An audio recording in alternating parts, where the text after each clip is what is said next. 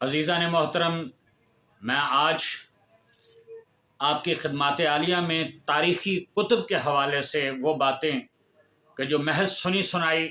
नहीं बल्कि हक़ाइक़ पर मुश्तमिल हैं वो कुछ अर्ज़ करना चाहूँगा कि जंग नहरवान में मौला अली के मुकाबिल जो लश्कर ख़वारिज आया उनमें से सिर्फ़ 10 अफराद ज़िंदा बचे, और वो भी इस तरह कि उन्होंने राह फ़रार इख्तियार किया।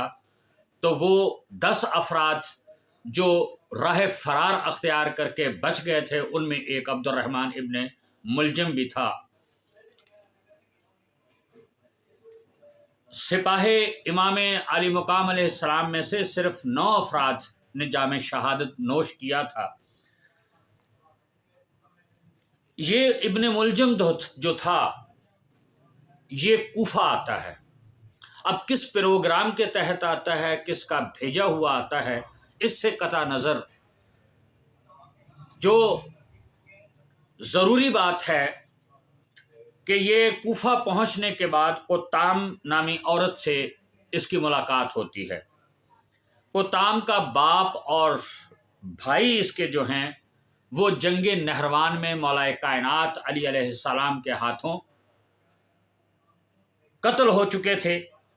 और इसके दिल में, यानी ये कुताम नामी जो औरत थी, इसके दिल में हज़रत अली के ख़िलाफ़ कीना और बुग़्ज़ भरा हुआ था। ये मैं आपको तारीख़ी फैक्ट्स बता रहा हूँ, सुना रहा हूँ। इब्न मुलजम के यहाँ दाखिल होने पर, यानी कूफा में वारिद होने के बाद, इसकी मुलाकात जब कुताम नामी औरत से होती है तो ये उस पर फरीफ्ता हो जाता है और इससे शादी की दरख्वास्त करता है कि जिसके बदले में ये कुताम नामी औरत, जिसके दिल में मौलाए कायनात अली अलैहिस्सलाम का बुग़्ज़ और दुश्मनी की और बदले की आग भड़क रही थी, इसका जो वालिद था और इसका भाई जो कि जंग नहरवान में कत्ल हो चुका था, उस बिना पर इसने अब्दुर्रहमान इब्न मुलजम के सामने कुछ शराइत रखी कि जिनकी बुनियाद पर मैं तुमसे शादी करने के लिए आमादा हो सकती हूँ। तो उन शराइत में 2000 और बाज़ रवायात में 3000 हक महर के तौर पर 3000 दिरहम इसने पहली शर्त ये रखी कि तो मुझे हक महर के तौर पे अदा करेगा, और दूसरा ये कि एक कनीज़ और एक ग़ुलाम जो है वो मेरी खिदमत के लिए तो मुझे देगा। लेकिन इनमें जो सबसे अहम और बड़ी शर्त उसने रखी वो ये था कि तू मौलाए कायनात अली अलैहिस्सलाम को कत्ल करेगा और उन्हें उनके खून से अपनी तलवार को सैराब करेगा, और इस बुनियाद पर बिला किसी शक व शुबा के, बिला किसी हिलो हुज्जत के मैं तुमसे शादी करने पर आमादा हो जाऊंगी, बल्कि यकीनन शादी कर लूँगी। तो इस बुनियाद पर, इन 3 शराइत की बुनियाद पर ये इब्न मुलजम, इसने फिर उसको ये बताया। ये जुमला इंतहाई काबिल गौर है कि कुताम की इन 3 शराइत के बाद वो ये कहता है कि ए कुताम, मैं तो कूफा में आया ही अली के कत्ल के लिए हूँ। अब ये जुमला जहनों में रखना है, इंतहाई अहम तरीन ये जुमला है कि वो इसने क्यों इरशाद फरमाया। गोया वो इत्तफाकिया यहाँ नहीं आया, और ये कुताम के शराइत की बुनियाद पर उसने ये कसद नहीं किया मौला अली को कत्ल करने का। ये ख़ारिज था, ये जंग नहरवान में शामिल था, वहाँ से इसने फ़रार इख्तियार किया और फिर ये कूफा में वारिद होता है। फिर कुताम नामी औरत से इसकी मुलाकात होती है जो जिसके हुस्न जमाल पे ये फरीफ्ता होता है उस पे, और वो उससे शादी की दरख्वास्त करता है, जिसकी बुनियाद पर वो ये 3 शराइत रखती है। और इन 3 शराइत के बाद जब वो ये सुनता है कि सबसे अहम तरीन शर्त ही मौला कायनात अली अलैहिस्सलाम का कत्ल है, तो इस बुनियाद पर फिर वो अपने उसको यकीन दहाने के लिए कि मैं ये कर गुजरूँगा, वो ये बताता है कि मेरा कूफे में आने का मकसद ही मौला कायनात अली अलैहिस्सलाम को कत्ल करना है। कुताम और अब्दुर्रहमान इब्न मुलजम के अलावा 2 अफराद और, एक तो वर्दान बिन मुजाहिद और दूसरा شیب بن بجرہ، یہ دو اس کے معاون اور مددگار بن جاتے ہیں 19 رمضان المبارک کی سحر کو۔ یہ میں آپ کو فیکٹس کے طور پہ کتابوں کا حوالہ بھی پیش کر رہا ہوں، میں یعنی تاریخی کتب میں سے یہ بات آپ کو سنانے کی کوشش کر رہا ہوں۔ مسجد کوفہ میں عالم اسلام کے خلاف اس گہری سازش کو انجام دینے کا ان کے درمیان میں پروگرام طے ہوتا ہے۔ تو کوتام، عبد الرحمن ابن ملجم، وردان بن مجاہد اور شیب بن بجرہ، یہ 4 افراد، اور یہ کوتام جو ہے یہ اس کے ساتھ جو پروگرام ان کا طے ہوتا ہے وہ 19 رمضان المبارک کی تاریخ طے ہوتی ہے کہ تفاصیل کا وقت نہیں اس وقت ہے، بہت جلدی اپنے منزل تک پہنچنا ہے۔ تو یہ طے ہوتی ہے 19 رمضان کی، اور یہ کوتام جو ہے یہ مسجد کوفہ میں خود بھی، چونکہ رمضان المبارک کا مہینہ ہے تو یہ خود بھی وہاں پہ خیمہ زن ہوتی ہے، یعنی اعتکاف، نماز اور روزہ اور عبادات بجانے کے لیے بظاہر یہ وہاں پہ مسجد میں یہ بھی وہاں خیمہ زن ہوتی ہے، اور اپنا ایک مقام مقرر کر کے، تاکہ میں یہ اس کام کی انجام دہی تک جو ہے انجام دہی کے لیے میں سرپرستی، اور پھر میرا اثر رہے جن کو وہ اس نے ہائر کیا تھا مولا کائنات کو قتل کرنے کے لیے۔ تو یہ 4 افراد، اور یہی نہیں کہ اس پورے منصوبے سے اشش بن قیس کو بھی یہ آگاہ کیا جاتا ہے۔ اشش بن قیس بھی تاریخ کی ایک ایسا کردار ہے کہ جس کے بارے میں مسلمان اگر ریسرچ کریں اور جاننا چاہیں، زیادہ تر عموماً ہمارے جو نوجوان ہیں وہ اس سے واقف نہیں ہوں گے شاید، لیکن یہ اہم تاریخی کردار ہے اسلام کی، خصوصاً جو ہے وہ اہل بیت علیہم السلام کی جو بغض رکھنے والے افراد تھے ان میں سے۔ تو اس 19 کی رات کو امیر المومنین کا ایک صحابی، مشہور ترین صحابی، اس کے بارے میں آپ جانتے ہیں، حضرت حجر بن عدی جو تھے وہ بھی مسجد میں موجود ہوتے ہیں، اور جب یہ ان کو ان کے اس پروگرام میں اور اس ملعونانہ جو ان کا فعل ہے اس میں، اس کے لیے ان کو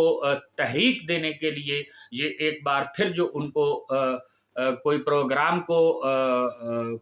حتمی طور پر انجام دینے کے لیے، یعنی مولا کائنات علی علیہ السلام کے قتل کے منصوبے کو انجام تک پہنچانے کے لیے، یہ جب جو گفتگو وہاں پہ ان کے درمیان مسجد کوفہ میں ہوتی ہے تو وہاں حضرت حجر بن عدی جو ہیں اس سے آگاہ ہوتے ہیں، اور ان کی یہ جو ہے وہ ان کو بھانپ جاتے ہیں کہ ان کے منصوبے کو، اور یہی نہیں بلکہ یہ اشش بن قیس کو وہ ایک دفعہ کہتے ہیں کہ ملعون، کیا تم مولا کائنات کو علی علیہ السلام کو قتل کرنے کا ارادہ رکھتے ہو؟ تو بہرحال وہ جلدی سے وہاں سے نکلتا ہے کیونکہ یہ رات کا پہر ہے، تو اس کا خیال ہوتا ہے کہ مولا کائنات علی علیہ السلام تک میں پہنچوں اور ان کو اس حوالے سے آگاہ کروں کہ آپ آج مسجد میں تشریف نہ لائیں، لیکن بہرحال مولا کائنات دوسرے راستے سے مسجد میں تشریف لے آتے ہیں، اور محراب مسجد میں نوافلہ جو نماز ہے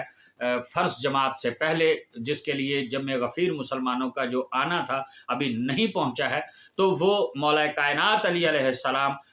تہجد اور اس کے بعد نماز نافلہ کے لیے جیسے ہی محراب میں پہنچتے ہیں، تو اس وقت کہ جب مولا کائنات پہلی جو رکعت ہے نماز نافلہ کی اس میں سے سر اٹھانا چاہتے ہیں، تو اس کے پہلے سجدے سے ہی تو یہ لائن جو ہے آگے بڑھ کے مولا کائنات کے سر پہ وار کرتا ہے، اور پیکرے امام خون سے رنگین ہو جاتا ہے۔ اصحاب اس وقت جب وہ حجر بن عدی اس وقت تک دوبارہ جب مولا کائنات کے بارے میں یہ سنتا ہے کہ وہ مسجد میں پہنچ چکے ہیں تو فوراً مسجد کی طرف بھاگتا آتا ہے، تو اس وقت تک جو ہے وہ مولا کائنات علی علیہ السلام کا جو ہے کو ضرب لگ چکی ہوتی ہے، تو وہ جب دیکھتا ہے تو پھر وہ آواز بلند کرتا ہے، قتلا امیر المؤمنین،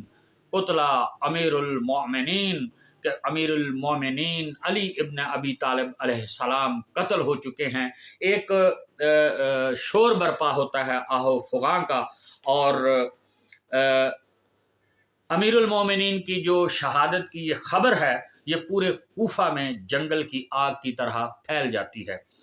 اور سوگوار جو ہیں وہ چوک در چوک مسجد کوفہ کی طرف روتے اور پیٹتے اور آہو بکا کرتے ہوئے بھاگتے چلے آتے ہیں، اور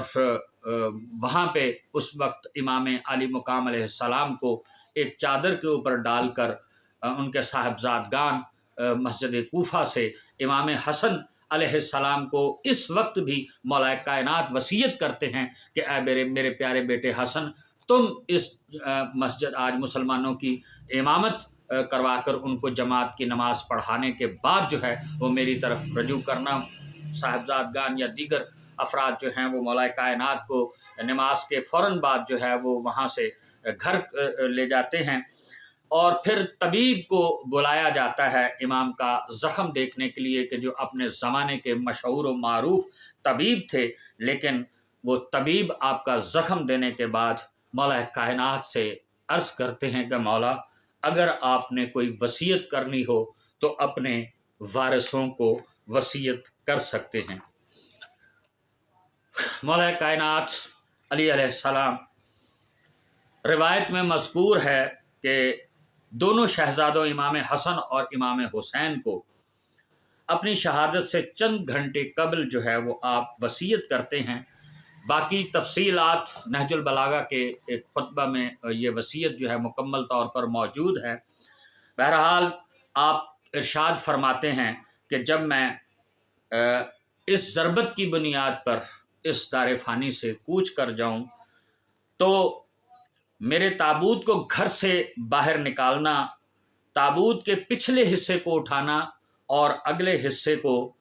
خود بخود اٹھ جائے گا اگلا حصہ۔ یہاں پہ بھی عرض کرتا چلوں کہ جبرائیل و میکائیل علیہ السلام کندھا دیں گے۔ بہرحال جو ظاہری طور پر ہے کہ وہ حسن، حسین، عبداللہ ابن جعفر اور محمد حنفیہ رات کی تاریکی میں جنازہ کو نجف کی سرزمین کی طرف لے جاتے ہیں، کہ وصیت کے مطابق امام نے فرمایا تھا کہ وہاں آپ کو ایک کھودی ہوئی قبر ملے گی، میرے جسم کو وہاں پر دفن کر دینا، اور اس کی نشانی ایک سفید چمکتا ہوا پتھر ہوگا جو وہاں پہ آپ کو نظر آئے گا۔ مولا کائنات 21 رمضان المبارک کو اس دار فانی سے جہان باقی کی طرف، اپنے اللہ کی طرف، یہ آپ کی روح مقدس جو ہے وہ پرواز کرتی ہے۔ آپ شہادت کے منصب پر پہنچتے ہیں، فزت رب الکعبہ، کہ میں علی آج کامیاب ہو گیا۔ تو اس بنیاد پر جب امام علی مقام حسن، حسین، عبداللہ ابن جعفر اور محمد حنفیہ رات کی تاریکی میں جنازہ کو نجف کی سرزمین پر لے جاتے ہیں، لیکن یہاں پہ ایک بات عرض کر دی جائے کہ جیسا کہ میں عرض کیا کہ پورا مکمل خطبہ آپ کی وصیت جو ہے وہ تو بیان نہیں کی جا سکتی، اس میں جناب زینب سلام اللہ علیہ، امام حسن کو، امام حسین کو، کیونکہ امام حسن کے اوپر فوری طور پر جو امامت کی ذمہ داریاں آتی ہیں اس حوالے سے، امام حسین کو کربلا کے حوالے سے، اور جناب بی بی زینب و کلثوم کو، جو کہ وصیتیں بہت بے شمار، یہ شاید پروردگار نے ان کو جو وقت دیا 19 رمضان المبارک سے 21 رمضان المبارک کے، اس دوران پوری روح زمین تک یہ خبر پہنچی کس نے مارا اور کیوں کر مارا گیا۔ مسلمانوں کا امیر المومنین، خلیفۃ المسلمین بہرحال وصیتیں کرتے رہتے ہیں، اور وہ جو تمام نبی اکرم صلی اللہ علیہ وسلم نے پیشن گوئیاں کی تھیں ان کے حوالے سے اپنی آل اولاد کو، جو کہ ہر فرد ہی، جیسا کہ ہم یہ یقین اور عقیدہ رکھتے ہیں کہ اول نا محمد و آخر نا محمد و اوسط نا محمد و کلو نا محمد، کہ سب ہی محمد ہیں، تو اس حوالے سے حضرت مولا کائنات علی علیہ السلام کی بہت ساری وصیتیں ہیں۔ بہرحال ان میں سے یہ تھا کہ جب آپ کو وہ قبر مطہر جو ہے وہ کھدی ہوئی ملے گی اور اس کے آثار ایک سفید پتھر سے ظاہر ہوں گے، تو اس میں عرض کرنا چاہ رہا تھا کہ 4 وصیتیں تھیں کہ ایک میری قبر جو ہے وہ مسجد کوفہ میں بھی بنائی جائے لوگوں کو کے حوالے سے، یعنی لوگوں کو یہ شو ہو کہ یہاں پہ آپ کو دفن کیا جانا ہے، ایک حبا میں آپ کی قبر مبارک، اور تیسری نجف میں، اور چوتھی جعد بن حبیرہ کے گھر میں، یعنی یہ 4 قبریں کھودنے کو حکم دیا جائے، اور پھر فلاں وقت مقررہ پر جو ہے وہ آپ کہاں دفن کریں گے۔ بہرحال جو پتھر نجف میں جو آپ نے خاص طور پہ وصیت کی تھی کہ وہاں لے جایا جائے اور اس قبر میں مجھے دفنایا جائے، تو وہاں سے جو ایک قبر ظاہر ہوتی ہے، تو یہ قبر اطہر وہ ہے کہ جسے حضرت نوح علیہ السلام نے حضرت علی کے لیے ذخیرہ کیا ہوا تھا۔ بہرحال یہ تاریخی باتیں ہیں۔ چھٹے، بعض روایات کے مطابق امیر المومنین علی علیہ السلام کی قبر اطہر جو ہے وہ امام جعفر صادق کے زمانے تک، اور ایک قول کے مطابق ہارون رشید کے زمانے تک، حکومت تک لوگوں سے، یعنی حکومت سے یا عام جو افراد تھے، عام پبلک جو تھی، اس سے مخفی اور مستور رہی۔ اور یہ بات تو یہاں پہ میں ایک چھوٹی سی عرض کرتا چلوں، جناب سیدہ سلام اللہ علیہا کے جنازے کے حوالے سے بھی جیسے آپ کی وصیت تھی کہ رات کو اٹھایا جائے اور کسی کو میرے جنازے میں ماں سوائے جو ان کے اپنے قریبی لوگ تھے اور قرابت دار تھے، جو انتہائی جو ہے وہ قریب تھے یا قابل اعتماد لوگ تھے، چند لوگوں پر مشتمل، اسی طرح مولا کائنات علی علیہ السلام کو بھی وصیت کے مطابق حکماً بائی آرڈر جو ہے وہ لوگوں کو نماز جنازہ کے بعد دفن کرنے کے حوالے سے یہ صرف تھا کہ یہ جو میرے خاص اپنے گھر والے یا عزیز و اقارب یا جو میرے اپنے فرزندان ہیں وہی مجھے دفنائیں گے، باقی لوگوں کو حکم امام کے تحت ان سے مخفی رکھا گیا، تو عام عوام الناس سے۔ بہرحال یہ ایک تاریخی حقیقت ہے کہ مولا کائنات، اس پہ بحث کرنے کا وقت نہیں ہے۔ البتہ یہ ہے کہ کائنات کے اس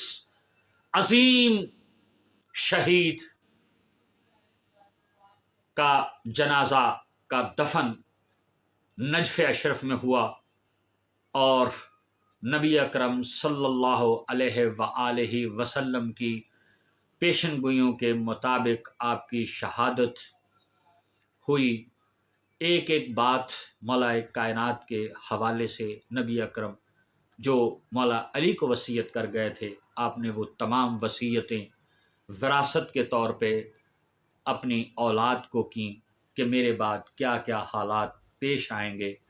تو برادران اسلامی، 21 رمضان المبارک